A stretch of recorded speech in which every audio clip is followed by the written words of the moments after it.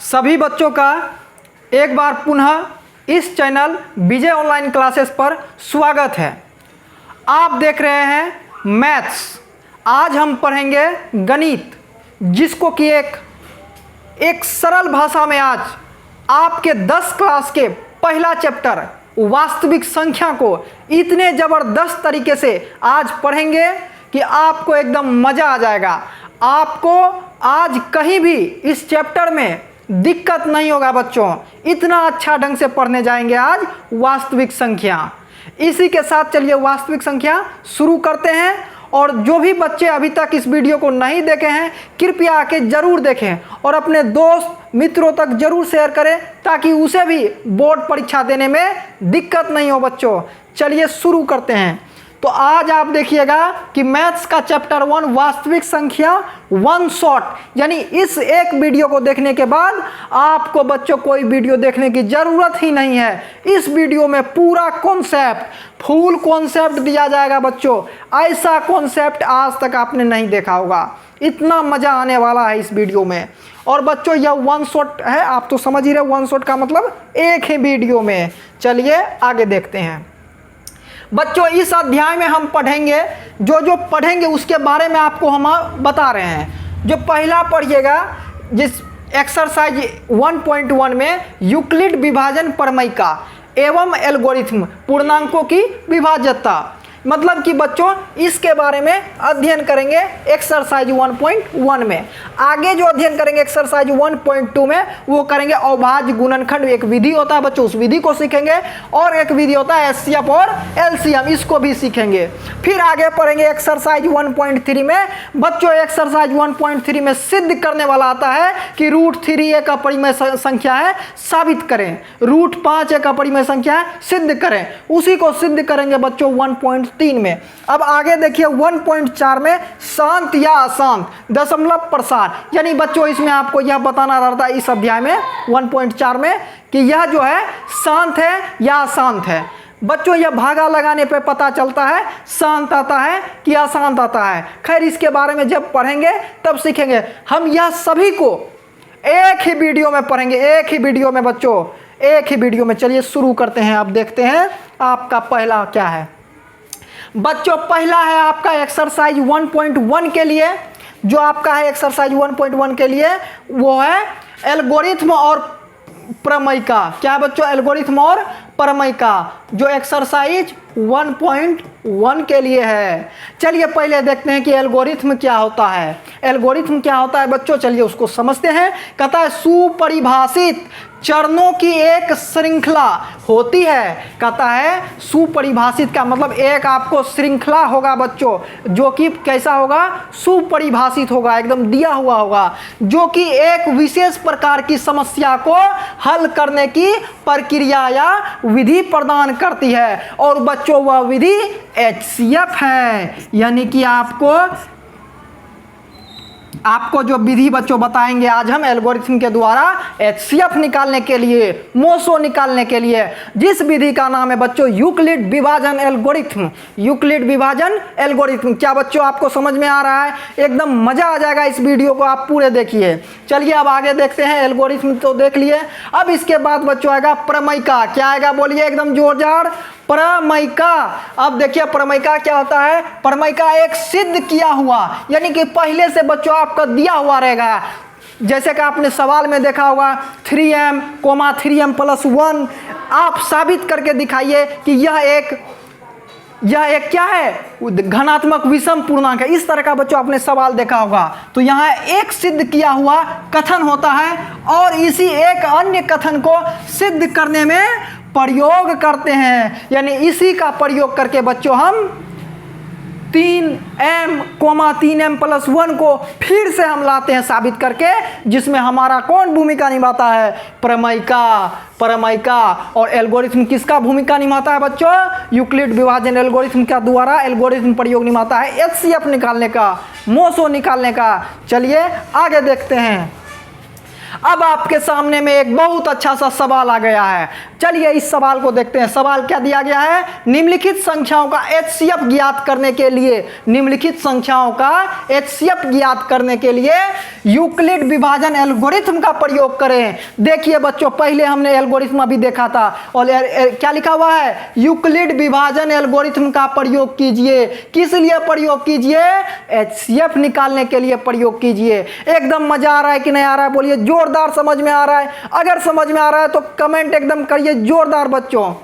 अब सबसे पहले देखिए कि एचसीएफ निकालने के लिए कह रहा है, और लेकिन एचसीएफ निकालने के लिए हम तो बच्चा में एकदम सीखे हैं, बहुत आसान, इधर से लगाइए एचसीएफ आ गया। लेकिन बच्चों हमको ऐसा यहाँ पे 10th क्लास में नहीं करना है। जो यूक्लिड विभाजन एल्गोरिथम का नियम है उस नियम को पालन करते हुए चलना है। ऐसे नहीं कि डायरेक्ट निकाल दिया और आपको बोर्ड परीक्षा में नंबर दे दिया जाएगा, ऐसा बच्चों नहीं है। यहाँ पे आपको एक तरीका होता है। चलिए उस तरीका को सीखते हैं कि कैसे यूक्लिड विभाजन एल्गोरिथम से हम एचसीएफ ज्ञात करते हैं। चलिए, जो आपका पहला सवाल है 135 और 225। पहला सवाल क्या है? पहला सवाल है 135 और 225। 135 और 225। 225। सबसे पहले क्या करेंगे? यहां लिखेंगे बच्चों रफ। क्या लिखेंगे? रफ। हम करेंगे बच्चों रफ, एक भाग में कर लेंगे इस साइड रफ, और देखिएगा कितना मजा आने वाला है सबको। अब करेंगे जो बच्चों रफ, तो 135 से आप भागा लगाइएगा 225 में। जैसा कि आप मोसो जानते हैं पहले से, एक पहले क्या करेंगे रफ में, उसी तरीका से बच्चों हम मोसो ज्ञात करेंगे। अब जब मोसो आप निकालिएगा तो यहाँ एक बार में खाएगा 135, तो 5 में से 5 गया 0, 12 में से 3 गया, यहाँ हो जाएगा आपका बच्चों 9, और यहाँ हो गया 0। फिर आप यहाँ लाइएगा और 135 को उठा के यहाँ से यहाँ पे डालना है, और फिर एक बार में आप यहाँ 90 दीजिएगा, तो फिर नीचे बच जाएगा 45, और फिर 90 को यहाँ लाइएगा तो 45 दूर क्या होता है? 90, और यहाँ पे आपका बिल्कुल रूप से एकदम क्या हुआ? कट गया। क्या हुआ? कट गया। अब जब बच्चों यह कट गया तो अब सबसे पहले यहाँ पे हम क्या लिखेंगे? एक जो रूल होता है बच्चों, वही रूल यूक्लिड विभाजन एल्गोरिथम का नियम को हम सीखने जा रहे हैं। तो अब नियम है बच्चों, यहाँ पे लिखेंगे यूक्लिड विभाजन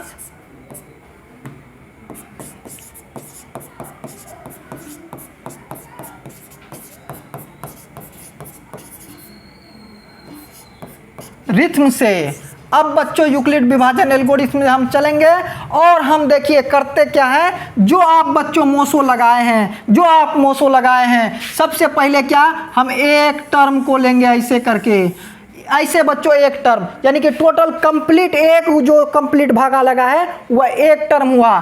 फिर बच्चों यहाँ से आएंगे, यह आपका दूसरा टर्म हुआ, यानी दूसरा चरण।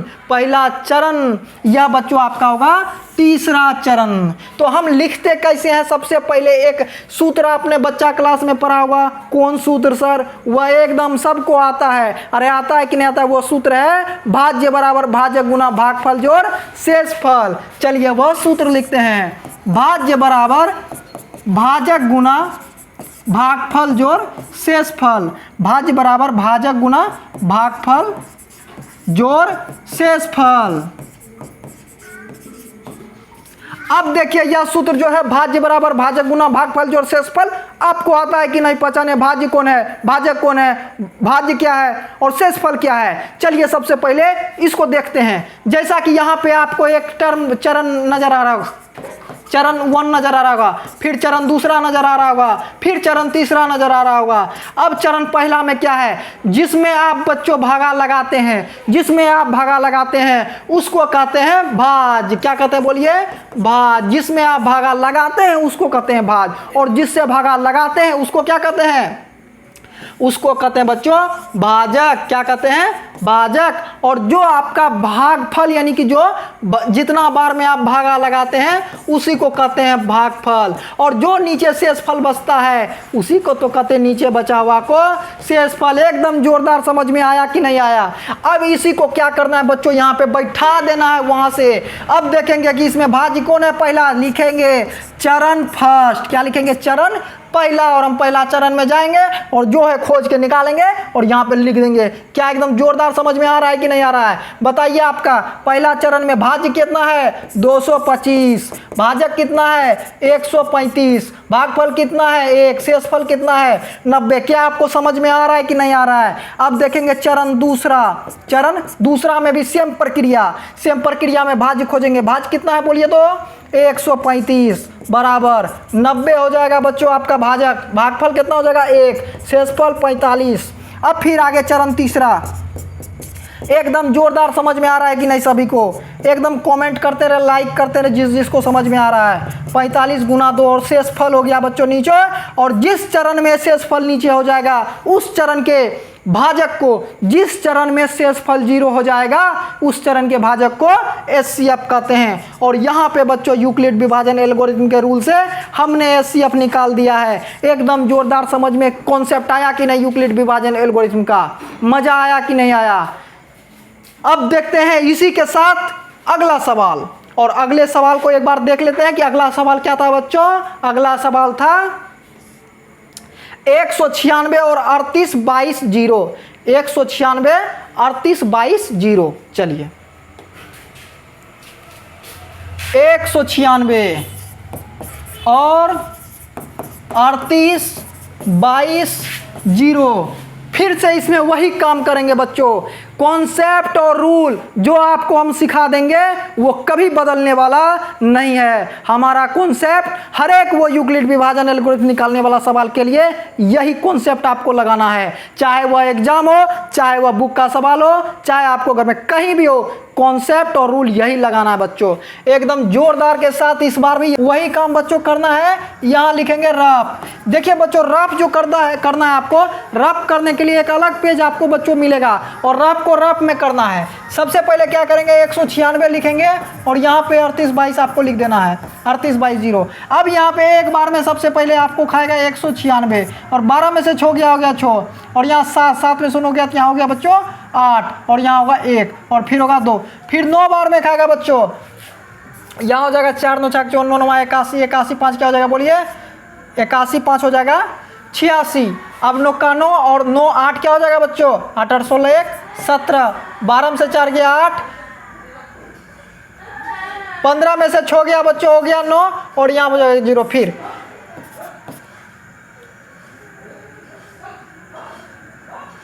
फिर 5 बार में बच्चों यहाँ पे देखिए 980 हो जाएगा, और यह क्या हो जाएगा? 0। तो फिर यहाँ पे लिखेंगे यूक्लिड विभाजन एल्गोरिथम से, यूक्लिड विभाजन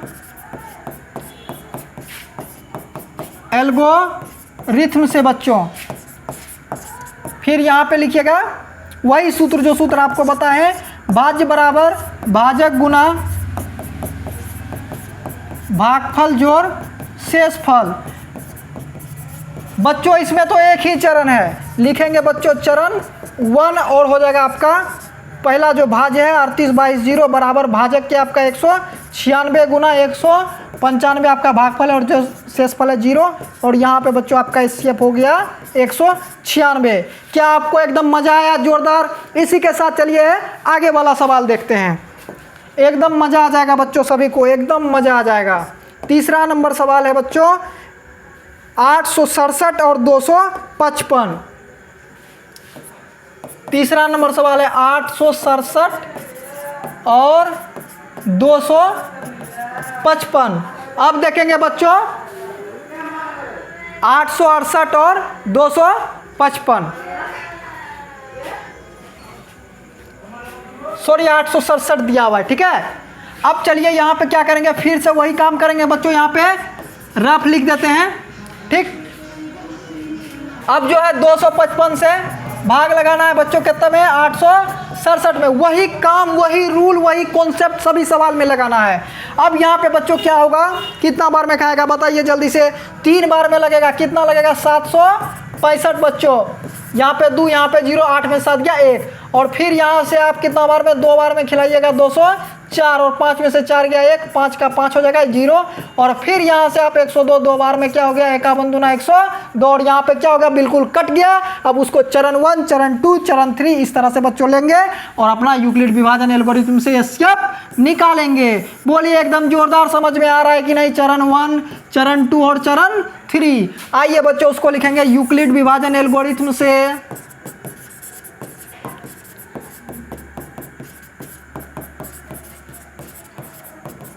अब यहाँ पे क्या लिखिएगा? सूत्र लिखिएगा, भाज्य बराबर भाजक गुना भागफल जोड़ शेषफल। एकदम बच्चों बेहतरीन तरीका से सीखना है। बताइए चरण पहला लिखेंगे और चरण पहला में क्या है बच्चों बताइए? भाज्य क्या है? 867 255 गुना 3 जोड़ 102। चरण दूसरा लेते हैं बच्चों। दूसरा चरण क्या है? 255 बराबर 102 गुना 2 प्लस 51। उसके बाद तीसरा चरण देखेंगे बच्चों। चरण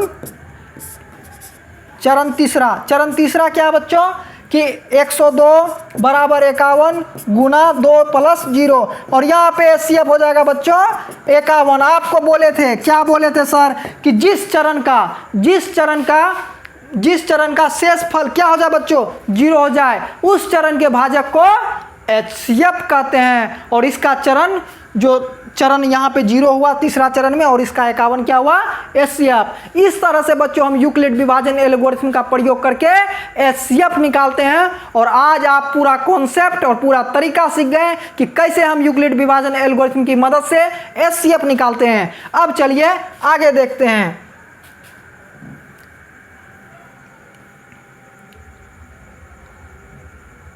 अब है बच्चों यूक्लिड विभाजन प्रमेयिका। अब सीखेंगे बच्चों कि यूक्लिड विभाजन प्रमेयिका क्या होता है। तो जैसा कि देख रहे हैं कहता है दिए गए दो धनात्मक पूर्णांक a और b के लिए ऐसी अद्वितीय पूर्ण संख्याएं q और r विद्यमान है कि जो a बराबर bq प्लस r और 0 से r बड़ा होगा या बराबर होगा और r से बड़ा b होगा। इसको पढ़ते हैं बच्चों 0 greater than r greater than b। अंग्रेजी में इसे पढ़ते हैं, अगर हिंदी में समझना है यानी कि 0 से बड़ा होगा r या तो 0 के बराबर होगा r और r से बड़ा होगा बच्चों b। अब चलिए समझते हैं इसको कि a क्या होता है, b क्या होता है और q क्या होता है और r क्या होता है। सबसे पहले एक 4 से भागा लगाइए 15 में, तो 4 तिया 12 खिलाइएगा आप इसमें और नीचे हो जाएगा 3। तो इसमें सबसे पहले देखेंगे जो आपका बच्चों यहाँ पे 15 होता है उसको कहते हैं a और a ही तो आपका भाज्य है बच्चों, यानी a को क्या कहते हैं अंग्रेजी में? भाज्य। और जिससे आप भागा लगा रहे हैं उसे कहते हैं b। क्या कहते हैं?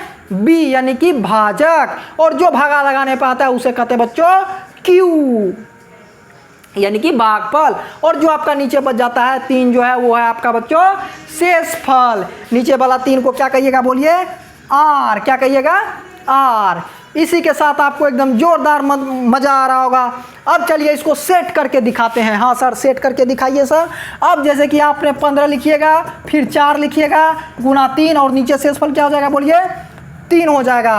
अब आप यहाँ पे जोड़िएगा 4 तिया 12 3 15। क्या दोनों तरफ इक्वल है? एकदम जोरदार मजा आया कि नहीं बोलिए।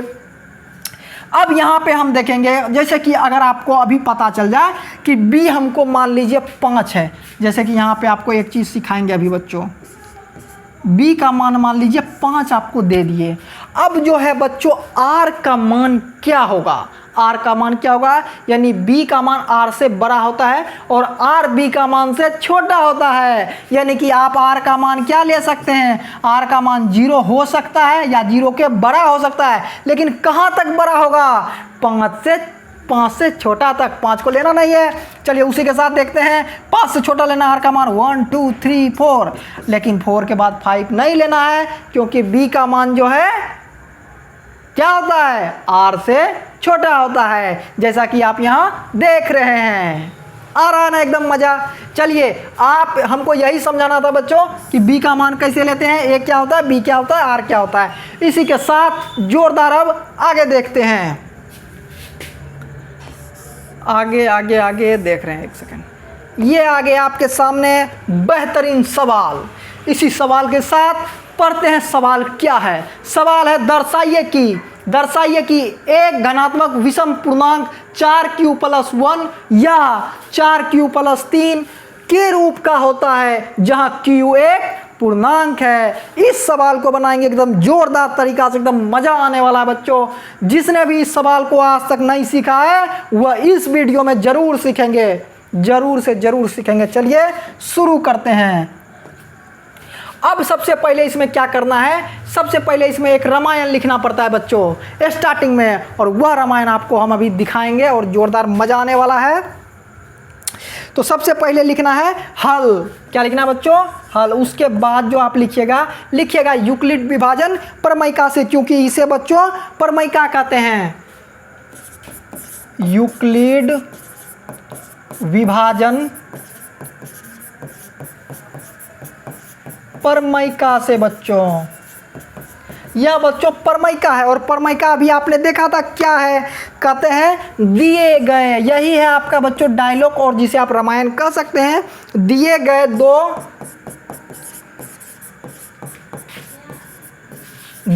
दो धनात्मक पूर्णांक, अभी आपने देखा था धनात्मक पूर्णांकों ए और बी,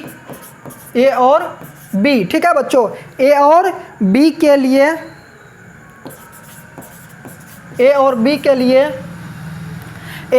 लिए ऐसी दो अद्वितीय पूर्ण संख्याएं, ऐसी दो अद्वितीय पूर्ण संख्याएं Q और R इस प्रकार विद्यमान है कि, यानी उपस्थित है कि,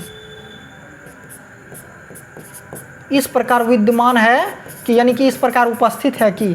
कैसे उपस्थित है बच्चों उसको देखते हैं। सबसे पहले इस सवाल को बनाने के लिए आपको सिखा रहे हैं और एकदम बारीकी से बच्चों आपको सीखना है, एकदम मजा आने वाला है। सबसे पहले क्या लिख देना है? यूक्लिड विभाजन प्रमेयिका से। और आपको बता देना स्टार्ट में कि प्रमेयिका क्या होता है। एक बार दिया होगा और फिर होगा उसी को बताइए, लिखा हुआ है कि नहीं, दर्शाइए कि धनात्मक विषम पूर्णांक इतना का रूप होता है। एक बार दे दिया, अब आपको एक बार दर्शाना है। यही तो है यूक्लिड विभाजन प्रमेयिका।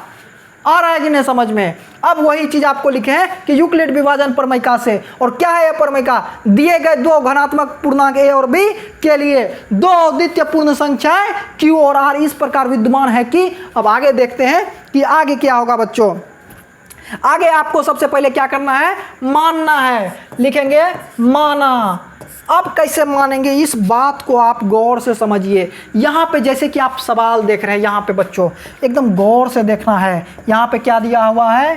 4q+1, 4q+3, 4q+1 और 4q+3। इसका मतलब क्या हुआ? 4q+1 और 4q+3। बच्चों देखिए ए बराबर क्या सूत्र होता है? BQ+R। और आप देखिए कि यहाँ पे Q के आगे क्या है? B है। और इसी B का मान आपको पता चलता है, और B का मान बच्चों कितना है?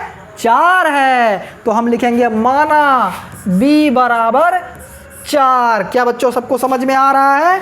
माना B बराबर 4। तो क्या लिखेंगे बच्चों? माना B बराबर 4, तो A बराबर हो जाएगा 4q+R। अब बच्चों हमको तो पता चल गया R का मान कितना होगा। जब आप यहाँ पे 0 greater than R greater than B और ग्रेटर देन B के जगह पे आप बैठा दीजिएगा 4, यानी R का मान पता चल जाएगा 0, 1, 2, 3। इस तरह से हमको R का मान पता चल गया। अब चलिए आगे देखते हैं। आगे होगा बच्चों कि अब केस 1 केस 2 इस तरह से हम लेते रहेंगे और देखते रहेंगे। यहाँ पे लेंगे केस पहला। अब केस पहला में क्या देखेंगे और लिख देंगे बच्चों इसको जो है, इसको क्या कह दिए? समीकरण 1 का दिए। अब यहाँ केस पहला में लिखेंगे समीकरण 1 से। क्या लिखेंगे बच्चों? समीकरण 1 से। और 1 क्या है? समीकरण 1 से जहाँ R बराबर हम पहला मान लेंगे, क्या लेंगे? 0, यानी कि इस समीकरण में R का मान क्या बैठाने वाले हम? 0 बैठाने वाले हैं। एकदम जोरदार समझ रहे हैं। तो A बराबर क्या हो जाएगा बच्चों? 4q। और हमको देखिए क्या दर्शाना है यहाँ पे, घनात्मक विषम पूर्णांक। घनात्मक विषम पूर्णांक का मतलब जिसमें विषम संख्या बताइए किसको कहते हैं, जिसमें 2 से भागा नहीं लगे, और जिसको लग जाता है भागा उसको कहते हैं बच्चों घनात्मक सम पूर्णांक। अब सबसे पहले 4q में चेक करेंगे कि 2 से भागा लग रहा है कि नहीं लग रहा है। तो यहाँ लिखेंगे, देखेंगे तो 4q यानी 4 गुना 2 और नीचे 2 दीजिएगा तो एकदम 2 से भागा और आ गया 2q।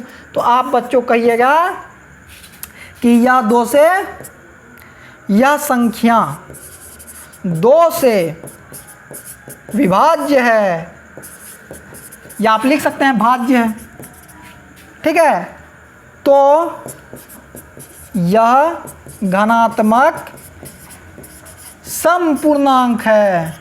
क्या बच्चों, घनात्मक समपूर्णांक है। अब चलिए केस दूसरा देखते हैं, आगे मान बैठा के। अब केस दूसरा हो जाएगा बच्चों, फिर वही लिखेंगे समीकरण 1 से, और इसमें r का मान हो जाएगा बच्चों 1। क्या हो जाएगा r का मान 1, और आप फिर से वही समीकरण को लिखेंगे बराबर 4q प्लस r, और r का मान आपको पता है इस बार कितना लेना है 1। और यहाँ पे आप देख रहे हैं 4q प्लस 1/2 देंगे तो इसमें भाग मेरा नहीं लगेगा। भाग जब नहीं लगेगा तो यहाँ लिखेंगे कि यह संख्या 2 से विभाज्य यानी भाज्य नहीं है, 2 से विभाज्य नहीं है। यह एक घनात्मक विषम पूर्णांक हुआ बच्चों, और यही तो आपको साबित करना था। क्या एकदम जोरदार समझ में आ रहा है कि नहीं आ रहा है? अब चलिए बच्चों केस तीसरा देखते हैं। क्या देखेंगे, केस तीसरा। और तीसरा केस बच्चों क्या होगा बोलिए, तीसरा केस में r का मान क्या लेने वाले हैं, r का मान हो जाएगा 2, लेकिन उससे पहले लिखेंगे समीकरण 1 से, और केस तीसरा में r का मान लीजिएगा आप 2, तो यहाँ पे हो जाएगा 4q प्लस 2, और आप यहाँ पे देख रहे हैं 4q प्लस 2 का इसमें आप 2 से भाग कैसे लगा सकते हैं, 2 कॉमन ले लीजिए, 2 दूना 4 और यहाँ 1 हो जाएगा, और 2 और यहाँ पे 2 कट गया, और कट गया का मतलब यही हुआ कि बच्चों यह घनात्मक समपूर्णांक है, यानी कि यह घनात्मक विषम पूर्णांक नहीं है। तो लिखेंगे यह संख्या 2 से भाज्य है, यह संख्या 2 से भाज्य है। यह एक घनात्मक समपूर्णांक है बच्चों। क्या है, समपूर्णांक है। अब चलते हैं आगे केस चौथा में। केस चौथा में समीकरण 1 से, और इसमें r का मान कितना लेंगे 3, और यहाँ पे हो जाएगा ये बराबर 4q प्लस 3, और यहाँ पे फिर आप 4q प्लस जब 3 में आप भागा लगाइएगा 2 से, तो बच्चों यह भागा नहीं लगेगा, और लिखेंगे कि यह संख्या 2 से भाज्य नहीं है। यह एक घनात्मक विषम पूर्णांक है।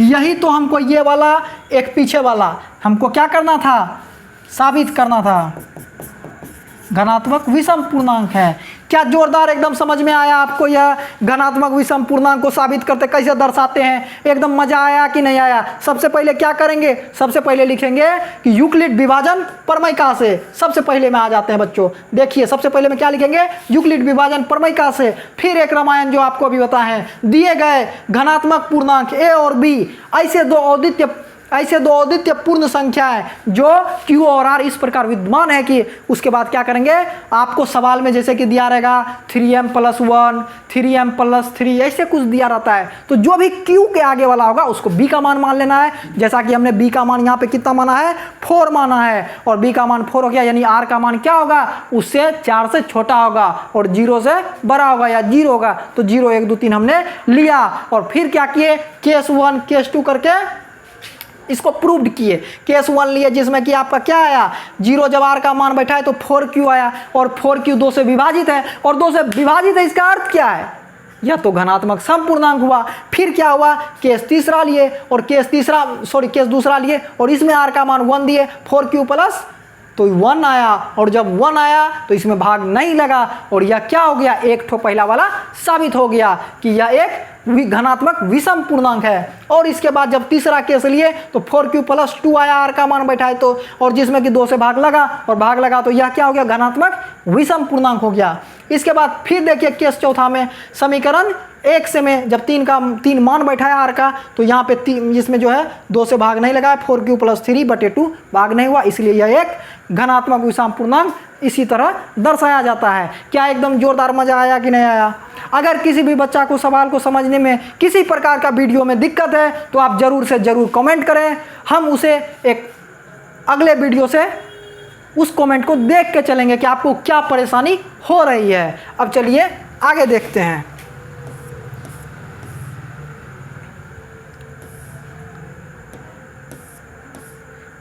एक सेकंड बच्चों, आगे सवाल देख रहे हैं।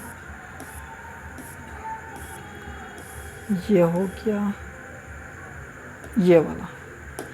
अब आपके सामने एक सवाल आ रहा होगा, ये वाला।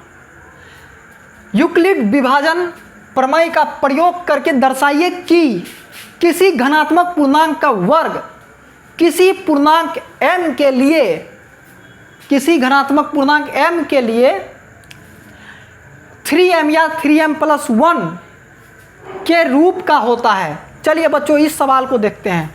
तो आप यहाँ पे सबसे पहले q मानना है। क्या मानना है बच्चों? q। अब जैसा कि यहाँ पे देख रहे हैं, q कैसे मानेंगे? 3m या 3m + 1 के रूप का है, यानी a = bq + r, 3q a = bq + r, r का मानो, तो यहाँ पे इसको b मान लेना है बच्चों। किसको? 3 को। इस तरह से हमने अभी सीखा था कि b का मान क्या करना है, कैसे मानना है। चलिए अब आगे देखते हैं। सबसे पहले इसको सॉल्व कैसे करेंगे। सबसे पहले वही काम लिखेंगे, हल लिख देना है, फिर लिखेगा यूक्लिड विभाजन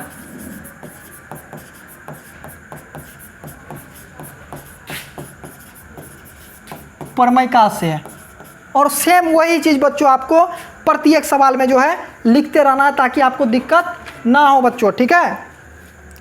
अब वही सवाल लिखिएगा कि दिए गए दो घनात्मक पूर्णांक, दिए गए दो घनात्मक पूर्णांक a और b, क्या लिखना है? घनात्मक पूर्णांक a और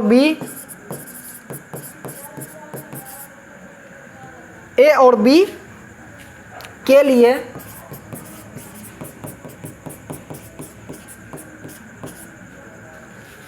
लिए ऐसी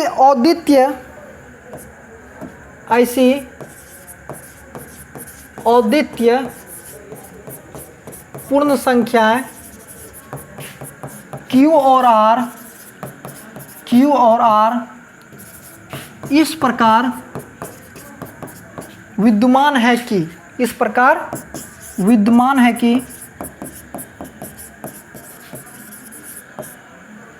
वही काम करना है बच्चों। अब यहाँ पे क्या करना है, लिखना है a = bq + r जो होता है आपका, और 0 > r b, और आपको पता है इस बार यहाँ लिखेंगे कि माना b बराबर कितना बच्चों? 3, तो a बराबर हो जाएगा 3q + r, और यहाँ पे आपको b का मान को बैठा देना है जो 3 अभी आप माने हैं, और तब यहाँ से r का मान 0, 1, 2 निकल के आ जाएगा। 3 तो होगा नहीं क्योंकि 3 से छोटा लेना है, इसको समझिए आप, 3 से छोटा और 0 से बड़ा या 0 लेना है। अब यहाँ पे बच्चों हमने r का मान ले लिया है। अब हम केस बैठाएंगे, फर्स्ट केस। और बच्चों एक चीज़ नहीं की है कि इसको जो है समीकरण 1 मान लेना है, ठीक है। अब केस 1 लेंगे, फिर वही चीज़ कि समीकरण 1 से बच्चों, समीकरण 1 क्या बोलिए? a = 3q + r, और r का मान इस बार कितना बैठा है? 0, तो a बराबर क्या हो जाएगा? 3q + 0, तो a बराबर हो गया 3q। अब 3q में बच्चों हम 2 से भागा लगा के देखेंगे, जो कि भागा मेरा नहीं लगा। लिखेंगे यह संख्या, एक मिनट बच्चों, 1 मिनट। यहाँ पे सिर्फ 3q पे बात ही ख़त्म नहीं होता है। यहाँ पे देखिए सवाल को ध्यान से पढ़िए कि जब यहाँ 3m या 3m के रूप का होता है, लेकिन इससे पहले लिखा है घनात्मक पूर्णांक के वर्ग किसी पूर्णांक m के लिए, यानी कि जो है बच्चों उसका वर्ग करना है। क्या करना है बोलिए? वर्ग करना है, यानी कि यहाँ पे वर्ग करना है बच्चों, वर्ग। तो जब वर्ग आप करिएगा तो 3 × 9 q² हो जाएगा बच्चों। अब यहाँ पे आप क्या करिए, 9 को आप लिखिए 3 गुना 3q²। क्या ऐसा आप लिख सकते हैं? जब बच्चों आप ऐसा लिख सकते हैं तो आप यहाँ पे लिखिएगा a² बराबर 3 × 3q²। ठीक है, तो आप यहाँ पे अब एक चीज़ लिखते हैं, ऐसा जब आप लिखिएगा तो अब यहाँ पे आगे लिखिएगा 3m। यहाँ पे लिख दीजिएगा, चूँकि माना 3q² बराबर m। हम क्या किए बच्चों, इसको m मान लिए ताकि इसके रूप का ला सके। तो यहाँ पे 3m आ चुका है। अब इसमें भाग लगा के देखेंगे कि क्या होता है। तो यहाँ पे लिखिएगा कि यह संख्या 3m में जब भाग लगाइएगा, यह संख्या जैसे कि 3m में आप भाग लगाए, 3m में यदि 2 से भाग लगेगा तो यह नहीं लगेगा। तो यहाँ लिखेंगे यह संख्या 2 से भाज्य नहीं है बच्चों। जब 2 से भाज्य नहीं है तो लिखेंगे यह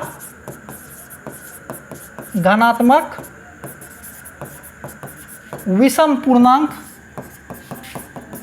है। अब केस दूसरा लेंगे बच्चों। समीकरण 1 से, समीकरण 1 ही लेना है बच्चों, बार बार गलती नहीं करना है आपको। और समीकरण 1 क्या है, 3q + r। और इस बार जो है r का मान आप क्या लीजिए, 1 लीजिए, तो हो जाएगा 3q + 1। और जैसा कि आपको पता है इसका क्या करना है, वर्क करना है। तो a का वर्क करिएगा तो 3q का वर्क कर दीजिए, +1 का वर्क कर दीजिए, a + b का होल स्क्वायर पे तोड़िए। यहाँ पे लिख दीजिए सूत्र, बगल में हम लिख देते हैं a² + b का होल स्क्वायर। क्या होता है सूत्र, a² + b² + 2ab। बच्चों आपको इस सूत्र पे जो है इसको क्या करना है, तोड़ना है। तो अब क्या हो जाएगा 2ab। अब देखिए बच्चों यहाँ पे क्या होगा कि 3 × 3 = 9, q हो जाएगा q² + 1 + 3 × 6q हो जाएगा। अब यहाँ पे क्या करिए बच्चों, आपको कॉमन ले लेना है। क्या करना है, कॉमन ले लेना है। देखिए ऐसे, यहाँ पे जब आप 3 कॉमन लीजिएगा, 3 × 3 = 9, q² हो जाएगा, प्लस यहाँ पे क्या हो जाएगा, इसको 1 को साइड में रखा, 3 × 6q हो जाएगा, और प्लस में 1 देना है बच्चों। अब यहाँ पे लिखिएगा 3m + 1, फिर यहाँ पे दीजिएगा माना, क्या माना बच्चों, 3a² + 2q बराबर m। हमने मान लिया इस पूरे को, क्या है ये सब, यह पूरा हो गया m, और इसके जगह पे m बैठा दिया, 3m + 1 हो गया। और जैसा कि आपको पता है 3m + 1 में भी 2 से भाग नहीं होगा। आप करके देख लीजिए, भाग नहीं हुआ तो लिखेंगे अतः यह संख्या 2 से भाज्य नहीं है, 2 से भाज्य नहीं है। अब बच्चों आपको पता चल गया जब यह 2 से भाज्य नहीं है तो कैसा होगा, तो यह एक धनात्मक क्या है बच्चों, विषम पूर्णांक है। क्या है, विषम पूर्णांक है।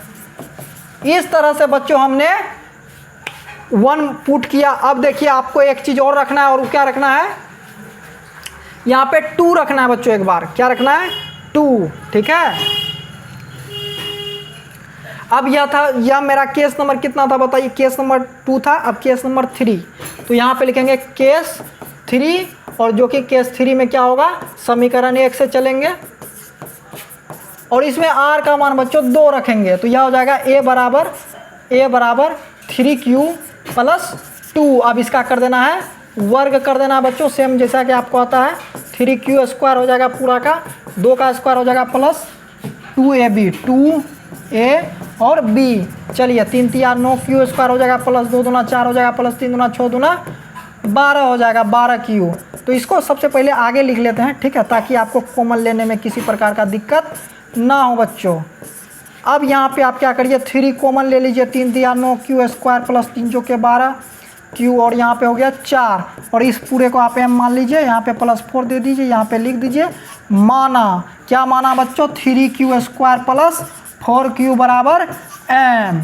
इस तरह से बच्चों जब मान लेंगे, और यहाँ पे a² बराबर आया, और 3m + 4 से भी कुछ कॉमन नहीं आएगा। देखिए, ताकि आप 2 से इसमें भाग लगा सके, कभी नहीं लगेगा भाग। जब नहीं लगेगा तो लिखेंगे यह संख्या 2 से भाज्य नहीं है, यह संख्या 2 से भाज्य नहीं है, अतः यह एक धनात्मक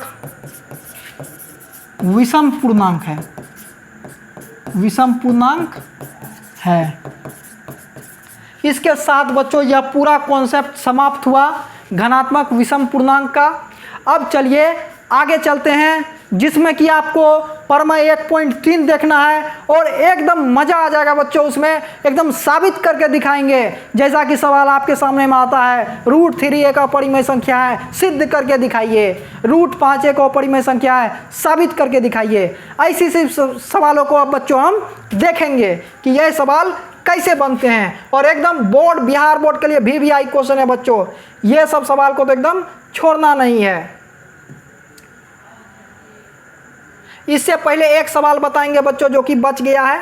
यहाँ पे देखिए लिखा हुआ संख्या है बच्चों 4n² पर विचार कीजिए कि जहाँ एक प्राकृत संख्या है, जांच कीजिए कि क्या n का कोई ऐसा मान जिसके लिए 4 का पावर n अंक 0 पर समाप्त होगा। क्या ऐसा संभव है? ऐसा संभव का रूल को सबसे पहले समझेंगे कि ऐसा संभव कैसे हो सकता है बच्चों। सबसे पहले लिखेंगे, क्या लिखेंगे, यदि किसी संख्या के अभाज्य गुणनखंड में, यहाँ लिखेंगे बच्चों हल दे के लिखिएगा, यदि किसी संख्या के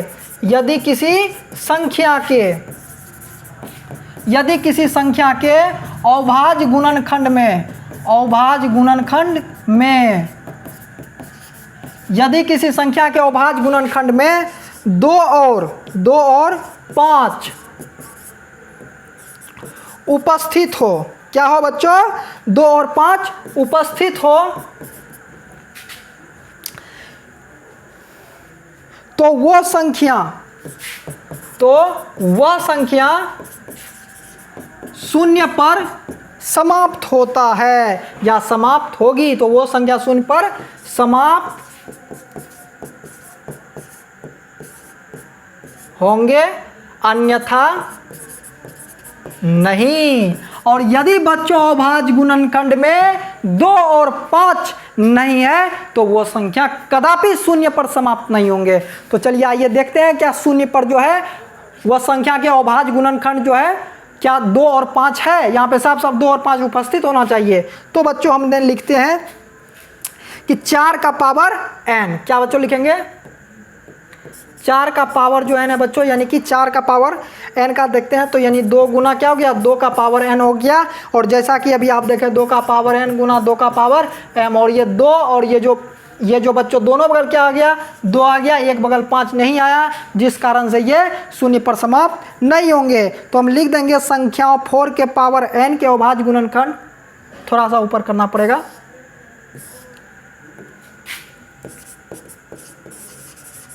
संख्या 4 के पावर n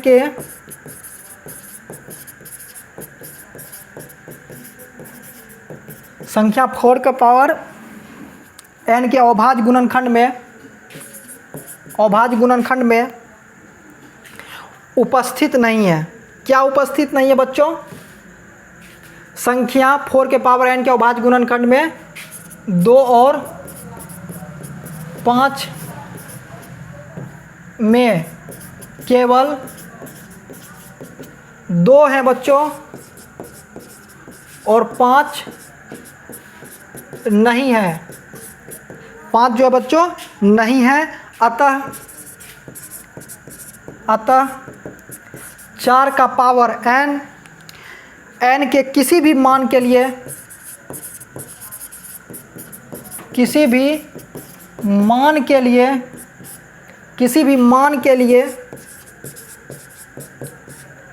0 पर समाप्त नहीं होगा।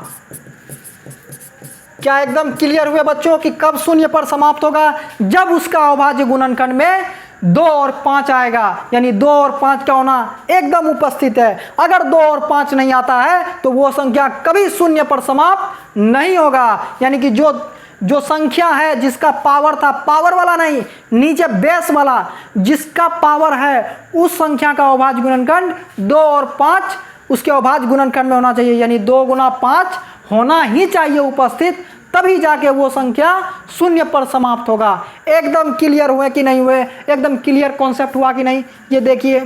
और यह सभी का जितना बोर्ड पे लिखे सभी का PDF बच्चों आपको मिलेगा। उसके लिए हमारे डिस्क्रिप्शन में जो आपका ये वीडियो है, इसके डिस्क्रिप्शन में जाके देखिए, आपको इसका नोट्स ज़रूर मिलेगा।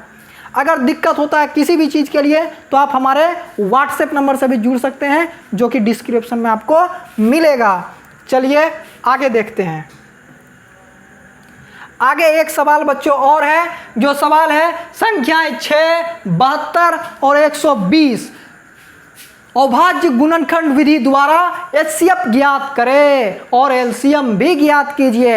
यानी कि बच्चों कुछ संख्याएं दे दी गई है, उसका एचसीएफ और एलसीएम ज्ञात करना है, बस विधि कौन लगाना है, वह विधि है अभाज्य गुणनखंड विधि। क्या आपको आता है? नहीं आता है? तो चलिए सीखते हैं कि वो विधि कैसा है। एकदम मज़ेदार है बच्चों। यहाँ पे लिखेंगे अभाज्य गुणनखंड विधि से। क्या लिखेंगे? अभाज्य गुणनखंड विधि से। और यह विधि देखते हैं बच्चों, और यह विधि है 6 का अभाज्य गुणन द्वितीयक 6 हो जाएगा। 72 क्या हो जाएगा?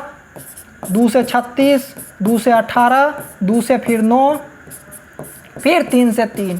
फिर अब देखेंगे बच्चों 120 का, और 120 का देखिए 2 से 60, 30, 15, 5। अब यहाँ पे बच्चों देखिए 6 बराबर लिखिएगा 2 गुना 3, और 72 बराबर लिखिएगा 2 गुना 2 गुना 2 गुना 3 गुना 3। फिर 120 का देखिए बच्चों क्या है? 2 गुना 2 गुना 2 गुना 3 गुना 5। अब आपको जो इस तीनों में, जो बच्चों आपको इस तीनों में कॉमन लग रहा है, उसको एक साथ घेर दीजिए इस तरह से। क्या 3 सब में है? एकदम है सर, 3 सब में है। तो जो भी सब में मिला वो उसको आप क्या करिए? गुना कर दीजिए। और यहाँ पे 3 गुना 6 आपका बच्चों आराम से एचसीएफ निकल गया। अब देखिए कि एलसीएम कैसे निकालते हैं। जो आप घेरे हैं उस सब का, इस सब का एक लीजिए, और जो घेरे उसका भी एक ठो ले लीजिए, और इस दोनों को अब इसका पूरा छोड़ देना है, इसका पूरा छोड़ देना है, बाकी को लीजिए। बाकी जो बच गया है, अब बचा हुआ को लीजिए एक बार। 2 गुना 2, फिर यहाँ 3 बचा है, फिर अब इसमें आ जाइए 2 गुना 2 गुना 5। अब इसको एक बार गुना कर देते हैं बच्चों। इसको गुना करने पे कितना आता है चलिए एक बार देख लेते हैं, और कोई दिक्कत नहीं होगा। इसको गुना करने पे आपको आएगा, एकदम आएगा 5 दूनी 10 दूना 20 दिया, 60 दूना 120 दूना 240, और यहाँ पे बच्चों 3 दूना 6 दूना 12, 12 दूना 24, एकदम बच्चों 360। यहाँ पे बच्चों एकदम गुना हो चुका है, और एकदम जोरदार आंसर भी आ चुका है। अब चलिए आगे देखते हैं। इसी के साथ एक्सरसाइज 1.3 के और हम बढ़ रहे हैं, जिसको प्रमेय 3 भी कहते हैं। तो इस प्रमेय 3 में होता क्या है, इसी में तो बच्चों हम साबित करते हैं। तो प्रमेय 1.3 जो है, चलिए देखते हैं क्या कहता है। प्रमेय 1.3 जो है बच्चों एकदम जबरदस्त है। देखिए कहता है कि यदि मान लीजिए, क्या मान लीजिए कि P एक अभाज्य संख्या है। P क्या है आपका? एक अभाज्य संख्या है। यदि P a स्क्वायर को विभाजित करती है तो P a को भी विभाजित करेगी, जहां a एक धनात्मक पूर्णांक है। एक बात ध्यान रखिएगा, ये क्या है? पूर्णांक है। और कैसा? धनात्मक। अब जैसा कि हमने एक संख्या लिया है धनात्मक पूर्णांक के रूप में 6, और अभाज्य संख्या लिया है हमने 3। ठीक है बच्चों। अब जैसा कि अभी आपको हम दिखाते हैं, जैसा कि कहेंगे कि 6/3, यानी कि हम कहेंगे इस संख्या का यदि हम 3 से भाग लगाए तो एकदम लगा। अब इसी संख्या का वर्ग कर देंगे, अर्थात हो जाएगा 36, यानी कि 36 भी विभाजित है कि नहीं है बच्चों? एकदम है। यानी कि हम ही कह रहे हैं ऊपर वाला संख्या, जैसे P जैसे कि लिया है ना, P a स्क्वायर को, जैसे कि यहाँ पे हम जो है a लिए थे और नीचे P लिए थे, यानी P से a विभाजित है, तो हम कह सकते हैं कि a स्क्वायर भी P से विभाजित होगा। हम यही आपको बच्चों समझाना चाह रहे थे कि यदि a स्क्वायर P से विभाजित है तो a भी P से विभाजित होगा। यही है प्रमेय 1.3। इसी का उपयोग करते हैं हम पूरे सिद्ध करने में, कि साबित करने में इसका एकदम अहम भूमिका है बच्चों। इसी भूमिका के साथ हम आगे बढ़ते हैं और सवाल की ओर अग्रसर हो रहे हैं। और सवाल है आपका, सिद्ध करे कि √5 एक अपरिमेय संख्या है। सिद्ध करे कि √5 एक अपरिमेय संख्या है, यही साबित करना है। लेकिन साबित करने का क्या आपको तरीका पता है? अगर नहीं पता है तो चलिए देखते हैं, अगर पता भी है तो ज़रूर देखिए। हो सकता है आपको कुछ ऐसा चीज़ जो कि नहीं आता हो, फिर भी आप देखिए ताकि आप पूरा कॉन्सेप्ट सीख सकें। सबसे पहले क्या करना है बच्चों, लिखेंगे एकदम बहुत अच्छा से माना। क्या लिखेंगे बच्चों, माना √5 एक परिमेय संख्या है। जैसे जैसे आपको बताएंगे वैसे वैसे करना है, एक भी स्टेप फालतू नहीं लेना है। सबसे पहले क्या करेंगे, माना। क्या माना, √5 एक परिमेय संख्या है। जो परिमेय को सिद्ध करने के लिए करा, जस्ट हमको उसका उल्टा मानना है। अब हम देख लिए कि माना कि √5 एक परिमेय संख्या है। यहाँ पे किसी को कोई दिक्कत नहीं सर। अब जब हम मान लिए परिमेय संख्या है तो लिखेंगे फिर माना। क्या माना, जब परिमेय संख्या मान लिए तो यहाँ पे लिखेंगे √5 बराबर P बटे Q। √5 बराबर P बटे Q। और यहाँ पे लिखेंगे जहाँ, क्या जहाँ, जहाँ P और Q, जहाँ P और Q क्या है बच्चों, जहाँ P और Q सअभाज्य है। अगर आपको सअभाज्य नहीं आ रहा है तो अभी सिखाते हैं। सअभाज्य और Q is not equal to 0, यानी कि बच्चों यह करें नीचे कभी भी 0 परिमेय संख्या में नहीं होता है, आपको पता होगा। और यहाँ हम कभी 0 नहीं लेंगे। सअभाज्य होता है बच्चों, जैसे कि आप देख लीजिए 1/4। क्या आप इसको कटा सकते हैं, नहीं कटा सकते हैं, भागा नहीं लगा सकते हैं।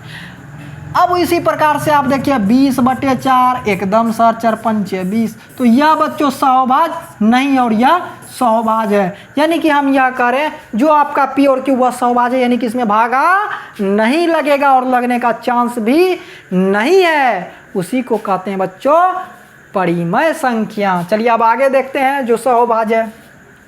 अब यहाँ पे देखिए हम क्या करेंगे, लिखेंगे दोनों ओर वर्ग करने पर। क्या लिखेंगे बच्चों, दोनों ओर वर्ग करने पर। वर्ग करेंगे बच्चों, वर्ग करने पर जब वर्ग करिएगा आप तो यह हो जाएगा ऐसा। तो यह हो जाएगा 5 बराबर P² बटे Q²। और 5 को यहाँ लाइए और Q² को आप यहाँ पे दीजिए तो ऐसा हो जाएगा। बोलिए होगा Q² बराबर P² बटे 5। अब आप एक चीज़ गौर से देखिए। क्या देखें सर, यहाँ पे आप इसको सबसे पहले तो समीकरण 1 मान लीजिए। अब आप P के जगह पे कोई संख्या ऐसा लीजिए जो 5 से भागा लग रहा है। तो सर 10 लिए, तो 5 से भागा 5 दूना 10, लेकिन 10 का स्क्वायर करिए 100, तो 100 में भी लगा सर। यानी कि आप देख रहे हैं कि P² 5 से भाज्य है, तो P भी 5 से विभाजित होगा। क्या होगा बच्चों, विभाजित होगा। क्या आपको समझ में आ रहा है, जब P² में भाग लग गया तो P में भी भाग लगेगा। क्यों नहीं लगेगा, यही तो शिकायत है आपको प्रमेय 1.3 में। जो P² यदि P² किसी से भाग लग रहा है तो P में भी उससे भाग होगा ही होगा। यह प्रमेय 1.3 हमको सिखाता है। अब जब आप ऐसा सीख गए हैं भाग होता है, तो हम लिखेंगे फिर कि तब जो है जब ऐसा होगा तब फिर लिखेंगे कि माना। क्या माना बच्चों, तब जो है जब आप P बटे क्या करिएगा 5 करिएगा तो एक अलग चीज़ मान लेते हैं जो आपको आया। क्योंकि आप जब P² में भाग 5 से देते हैं तो Q² मिलता है, लेकिन हम जब P में भाग देंगे 5 से तो मान लीजिए हमको क्या मिला, C। और यहाँ पे हो जाएगा बच्चों P बराबर 5C। तो यहाँ पे एक चीज़ आपको P का मान मिल गया है, जिसको कि आप इक्वेशन 2 कहिए। अब समीकरण 1 में P का मान रखते हैं, देखते हैं क्या होगा।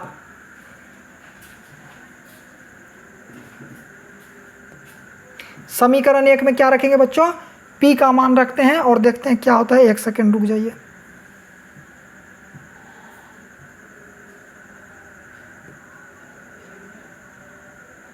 अब देखिए समीकरण 1 में P का मान रखने पर,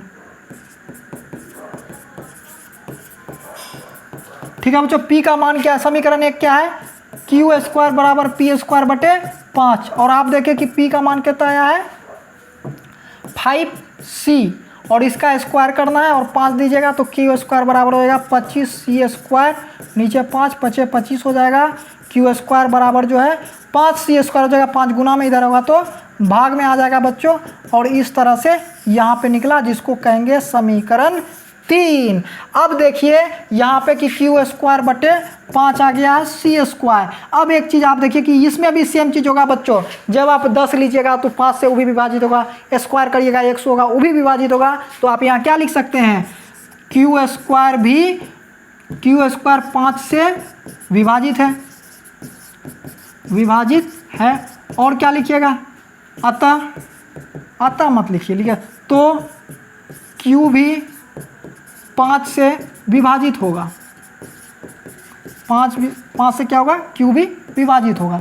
और जब बच्चों ऐसा होगा, यहाँ पे आप क्या देखेंगे, या तो विरोधाभास उत्पन्न हो गया। अब अपना लोग कल्पना किए थे पी और क्यू में भाग नहीं लगेगा, लेकिन बच्चों पी में भी भाग लगा और क्यू में भी भाग लगा, एकदम लगा कि नहीं लगा। और हम क्या कहते हैं कि पी और क्यू सहभाज्य है, यानी अब इसमें भाग नहीं लगेगा, नहीं कटेगा। लेकिन यहाँ पे कटा, जब परिमेय संख्या में ऐसा होता है सहभाज्य है, इसमें भाग नहीं लगेगा। और जब ऐसा रूल का खिलाफ चल गया, भाग लग गया, तो जो परिमेय नहीं होता है बच्चों उसी को कहते हैं वो परिमेय संख्या। तब हम लिखेंगे लास्ट में कि अतः हमारा कल्पना करना गलत साबित हुआ। √5 एक अपरिमेय संख्या है। बोलिए कोई दिक्कत? यहाँ पे बच्चों यह सवाल आपका कंप्लीट हुआ। अब चलिए आगे देखते हैं। आगे एक सवाल है बच्चों, सिद्ध करें कि 3 + 2√5 एक अपरिमेय संख्या है। इसको एक अलग अंदाज से साबित करेंगे बच्चों, इसमें एकदम जोरदार मजा आएगा, देखिएगा क्या मजा आता है। सबसे पहले वही लिखेंगे कि माना 3 + 2√5 एक परिमेय संख्या है। क्या है? परिमेय संख्या है। उसके बाद जब परिमेय संख्या है तो फिर लिखेंगे माना 3 + 2√5 बराबर P/Q। और आपको पता है जहाँ P और Q क्या है बच्चों, सहअभाज्य है, सहअभाज्य है। और नीचे Q कभी 0 नहीं होगा। अब देखिए बच्चों, तब क्या करेंगे, 2√5 को रहने दीजिए, 3 प्लस में उधर जाएगा तो माइनस में। अब क्या करिए, उधर का एलसीएम लीजिएगा तो P - 3Q/Q आएगा, इसका एलसीएम 2 गुना में उधर भेज दीजिए। क्या होगा बोलिए, 3Q √5 बराबर P - 3Q/2Q हो जाएगा। एक इस पार देखिए, एक इस पार देखिए। आपको एक बात पता है, यदि किसी परिमेय संख्या में से किसी अपरिमेय संख्या को घटाया जाता है तो आने वाला संख्या भी परिमेय संख्या होता है। यह प्लस में 3 था, उधर गया -3 हुआ, और 3 एक परिमेय संख्या है, और P/Q भी परिमेय संख्या है।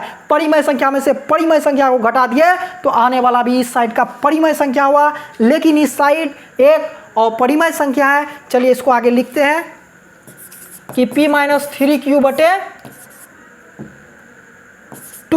एक परिमेय संख्या है। क्या बच्चों? परिमेय संख्या है। परंतु √5 एक, इसको यहाँ पे मान लीजिए ऐसे, इसको कह दीजिए समीकरण 1। परंतु समीकरण 1 जैसे कि समीकरण 1 से √5 एक अपरिमेय संख्या है। इस तरह बच्चों, इस साइड था परिमेय संख्या, इस साइड हो गया अपरिमेय संख्या। अर्थात क्या हुआ, अतः कल्पना करना गलत साबित हुआ।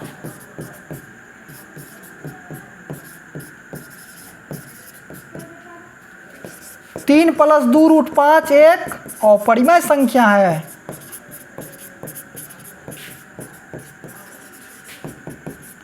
इस तरह बच्चों एकदम शानदार और एकदम इजी सवाल था कि इस साइड हो गया परिमेय संख्या, इस साइड हो गया अपरिमेय संख्या, और कभी भी परिमेय संख्या अपरिमेय संख्या के बराबर नहीं होता है। इसी कारण से यह एक गलत ट्रैक हो गया, जिस कारण से हम कह दिए कि या तो हमारा कल्पना करना गलत साबित हुआ। और गलत साबित क्या हुआ, हम तो इसको परिमेय मान चुके थे, लेकिन यह परिमेय नहीं है, इसलिए गलत साबित हुआ। 3 + 2 √5 एक अपरिमेय संख्या है।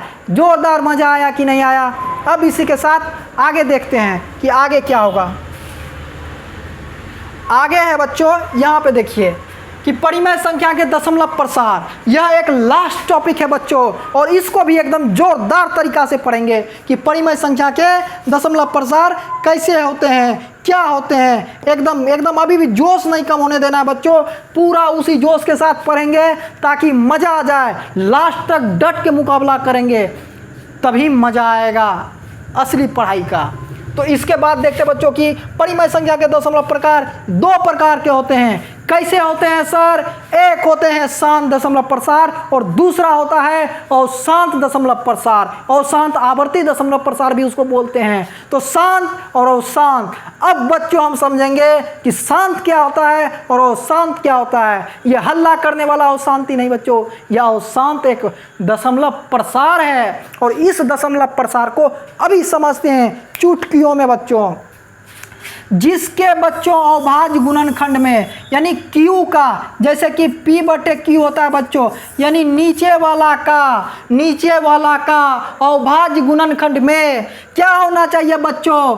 2 होना चाहिए या तो 5 होना चाहिए अभाज्य गुणनखंड में, या 2, 5 दोनों होना चाहिए। यदि ऐसा है तो उसको कहते हैं शांत दशमलव प्रसार। जोरदार समझ में आया कि नहीं आया? जैसा कि अभी आपको हम एक दिखा रहे हैं सवालों के माध्यम से, एकदम जोरदार मज़ा आ जाएगा बच्चों, जोरदार मज़ा आएगा। 1% का भी बच्चों दिक्कत नहीं होगा। आप एकदम देखते रहिए विजय ऑनलाइन क्लासेस। तो पहला सवाल है बच्चों जो कि देखेंगे अभी। जैसा कि आप देखिए यहाँ पे ये सवाल है 31 और 25। क्या बच्चों? 31, 25। इसका अभाज्य गुणनखंड लीजिए 5 से। किससे खाएगा बच्चों? 3, 2, 5, 2, 7, 1, 8, 2, 10, 11, 5, 6 के 30 और यहाँ 1 बच गया 2। और क्या हो गया बच्चों? 1, 2 यानी 5 दूना 10 और 5 25। फिर 5 से 5 का 5 125, 5 625 होता है बच्चों। 25 5 125 और 5 25। और यहाँ पे सिर्फ 5 का अभाज्य गुणनखंड नीचे आया है। Q के जगह पे क्या आया बच्चों? पूरा अभाज्य गुणनखंड देखिए आया कि नहीं आया? 5। तो इसी को हम कहते हैं शांत दशमलव प्रसार। और एक बात आप याद रखिएगा, सवालों में दिया हुआ रहता है एक्सरसाइज 1.4 के पहला नंबर के पहला सवाल का ये सवाल में, और पहला नंबर में कहता है कि आप बिना भागा लगाए हुए बताइए कि यह शांत है कि अशांत। इसका अर्थ यह हुआ बच्चों भागा और नहीं लगाने का। भागा लगाने पे जो पूर्णतः कट जाए, जैसे कि 5 से भागा लगाया आप 20 में, 5 के क्या हुआ बच्चों? 20। तो हम कहेंगे यह शांत है।